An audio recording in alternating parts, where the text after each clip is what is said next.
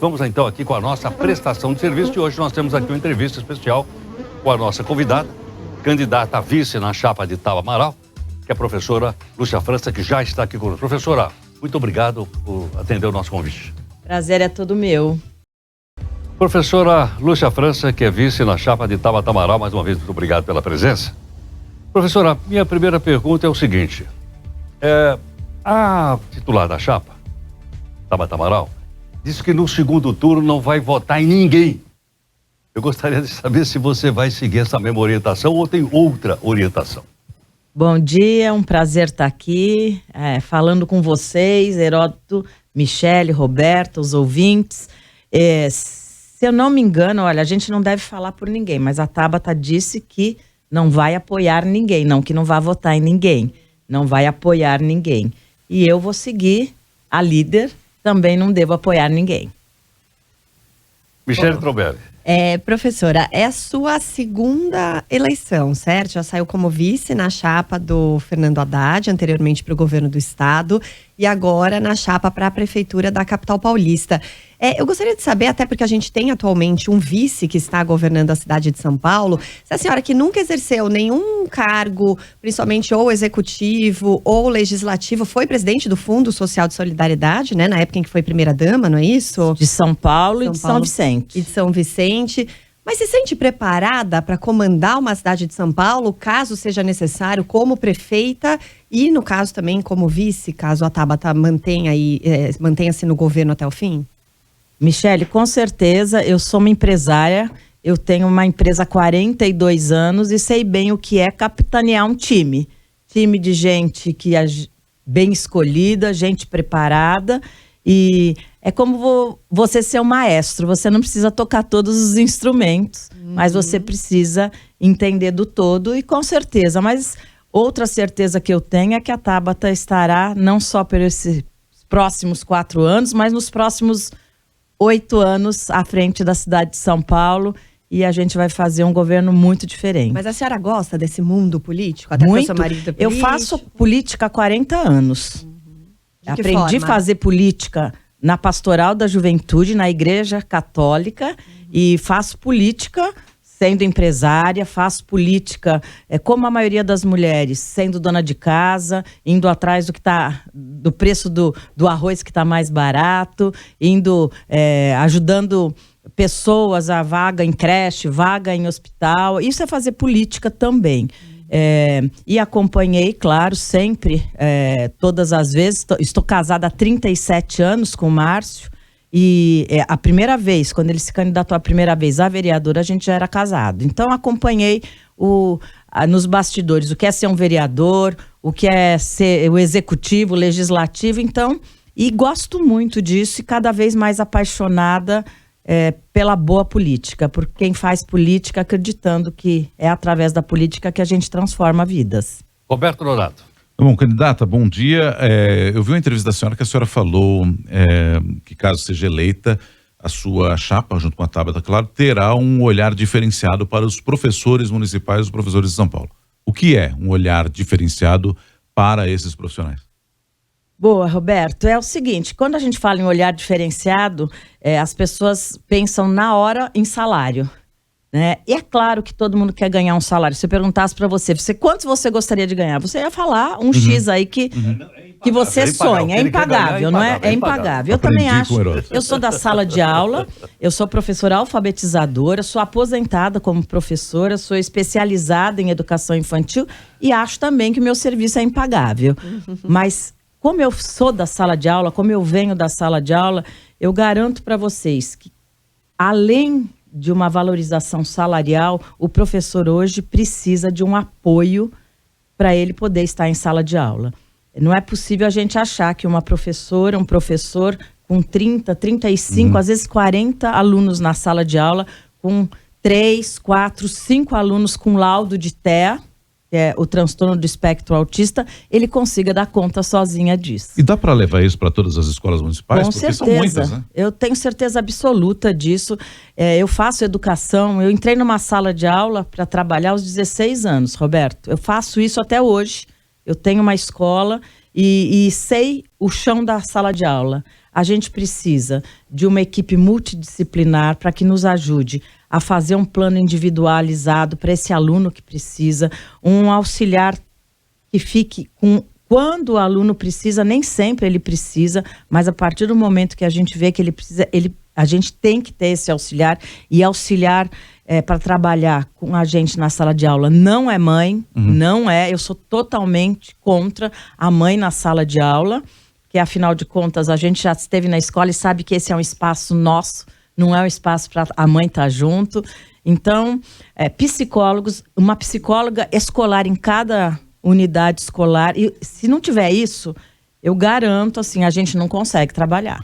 Bullying, para nos ajudar com um tema hoje tão recorrente e que tão difícil da gente trabalhar. Então, e é a comunidade escolar que tem que estar treinada e capacitada. Não é só o professor, é desde a pessoa que faz a entrada, a equipe da limpeza, o tio que a gente fala, o tio do corredor, que é o inspetor. Bedel, era Bedel, né? Era Bedel.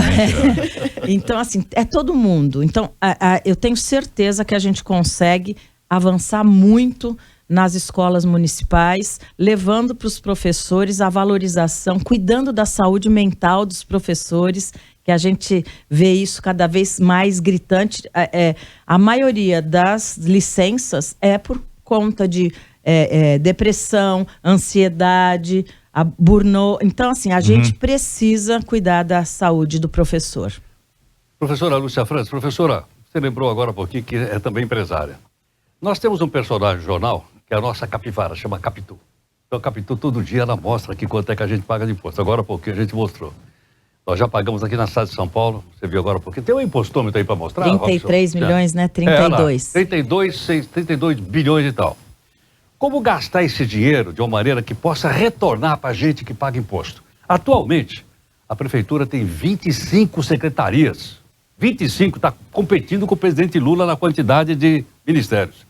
Quer dizer, a gente paga imposto, a gente vê uma máquina imensa e o resultado não é bom. Tanto assim que os candidatos, inclusive a própria Tabata, têm feito críticas à atual administração.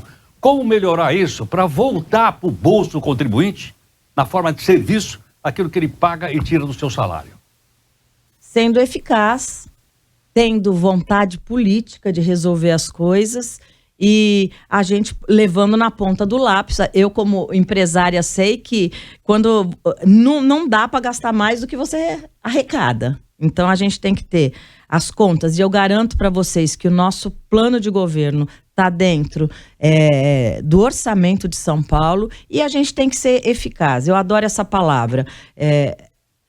O transporte público tem que funcionar e funcionar de verdade. A gente tem que redesenhar essas linhas de ônibus que estão ultrapassadas. O metrô avançou, a CPTM avançou, todo mundo melhorou e as linhas de ônibus continuam as mesmas de 15 anos atrás. Não é possível que a gente não perceba isso. A gente tem que fazer a classe média voltar a querer andar de transporte público. Hoje, qualquer um de nós, a gente aperta dali, aperta daqui, gasta com combustível, mas não quer ir com transporte público, porque a gente demora mais, porque é desconfortável, porque é perigoso. A gente, principalmente mulheres, se sentem desconfortáveis no transporte público. A gente tem que fazer o transporte público voltar a ser bom. A gente tem que fazer com que a gente possa sair na rua com o celular e não ser furtada, não ser roubada com o celular. E a gente tem que fazer a cidadã se sentir segura na cidade dele. A gente tem que fazer com que, mesmo as calçadas, sendo pela legislação um dever do proprietário, existem calçadas que a prefeitura precisa fazer, intervir nesse serviço. Por exemplo, você vai na 25 de março, naquela região, nós fomos fazer lá uma rodada lá política, na nossa frente caiu uma senhora, mas é buraco. Então, um espaço como a 25 de março, como a Liberdade, a gente precisa cuidar das calçadas, porque senão a gente vai ficar só tendo que atender as pessoas que se machucam, que eventualmente até senhoras, lojista nesse dia contou que há 2 semanas atrás uma senhora caiu, teve uma fratura e veio a falecer por conta de cair em buraco. Então, assim, a gente tem que ser eficaz, a gente tem que devolver para o contribuinte. Eu tenho certeza que a gente paga, quando a gente paga um serviço e a gente é bem atendido, a gente fica feliz de estar contribuindo. O problema é você pagar e você não sentir retorno. Você não sentir retorno na creche, você não sentir retorno na escola, quando não tem professor, você não sentir retorno com a segurança. Esse é o problema. A candidata Lúcia França, a senhora teria a pretensão de assumir alguma secretaria caso a candidatura saia vitoriosa nessas eleições? E queria saber também, assim, uma questão que se fala muito de educação, talvez seja a chapa que mais fale sobre educação. E todo mundo traz a educação como prioridade nessa época eleitoral, principalmente. A senhora acha que educação, ter isso como principal pauta, não dá voto? Olha, se não dá voto é uma pena, porque a minha pauta de educação não é uma pauta eleitoreira. Eu faço educação há mais de 45 anos. Eu repito, eu entrei numa sala de aula aos 16 anos e nunca mais saí de uma escola. Eu sei o impacto que a educação causa na vida das pessoas. Não existe outra saída. Eu falo sempre para os meninos e para as meninas, se alguém falar para você que tem uma saída para você ser alguém na vida, ter o dinheiro que você pretende, ser o cidadão, a cidadã que você pretende, ser feliz como você pretende. Se alguém te der um outro caminho sem ser a educação, fique esperto que ele está mentindo para você. Pois não. Em cima disso que a Michele falou, o que leva a senhora a imaginar que a chapa pode estar no segundo turno, à medida em que a oscilação nas pesquisas está entre 7% e 8%, e a gente está há pouco tempo do pleito, né? Há Roberto, poucos dias. Como é que dá para avançar nisso?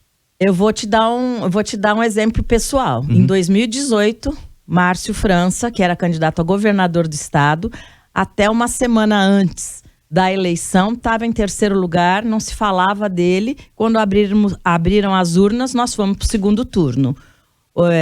E vou dar um exemplo assim, eu adoro, talvez pelo meu jeito meio professora de ser, eu te garanto, você não sabe o que vai comer domingo. Os eleitores não sabem em quem eles vão votar no dia 6 de outubro. Principalmente para vereador. Para vereador... 70% não tem candidato a vereador ainda em São Paulo. Com certeza. E eu tenho certeza, que nós vamos surpreender nas urnas, principalmente por uma chapa de 2 mulheres, inédito na cidade de São Paulo. Nós vamos fazer história em São Paulo. E pelo que a gente tem visto nos debates, assim, não existe uma pessoa mais preparada que a Tabata para ser prefeita. Não existe. E sobre a secretaria, que a senhora acaba não respondendo, a senhora Desculpa. tem pretensão de assumir algum outro cargo além de vice-prefeita? Eu quero ser vice-prefeita da cidade de São Paulo. E se a Tabata, se o time, nós somos um time enorme, se o time achar que eu devo assumir uma secretaria, estarei à disposição. Mas eu vou ser honesta, nós não falamos nisso ainda, mas eu quero ser vice-prefeita da cidade de São Paulo. Professora Lúcia, mais uma explicação para o pessoal que está nos acompanhando. Na primeira gestão da candidata Tabata Amaral, ela contava como vice com o Datena. Aí saiu foto, eles abraçados lá os dois e tal, parecia que e tal. Aí, por razões políticas que você conhece, nós não deu certo. Aí você apareceu como vice na chapa. Você entrou para tapar buraco ou não? De jeito nenhum. Respeitosamente, hein? Não, eu entendo. Tenho respondido bastante a essa pergunta sem nenhum constrangimento. Eu sempre fui a candidata a vice ideal da chapa. Era o que nós queríamos, era o que nós sonhávamos. Mas a gente sabe que fazer política, você tem que aprender a jogar um xadrez, até por questões de fundo partidário, tempo de televisão, e por isso que nós procurávamos uma parceria num outro partido. Não deu certo, e aí nós partimos para a chapa ideal, que é o que a gente sonhava. Estamos aqui, 2 mulheres com propostas para São Paulo, uma São Paulo diferente, uma São Paulo mais cuidadora e eficaz. Eu adoro essa palavra. São Paulo está preparada, na sua visão, o eleitor paulistano para uma administração 100% feminina, pelo menos na cúpula maior? Eu adoraria pensar que sim. Eu tenho, Michele, no nosso partido, quando eu terminei, quando encerramos a outra campanha que vocês falaram que eu fui a vice do Haddad, nós fizemos no nosso partido, o único partido que teve coragem disso, nós fizemos uma resolução interna que a gente caminhasse para chapas meio a meio, não 70-30, porque atualmente é 70% de homens e 30% de mulheres.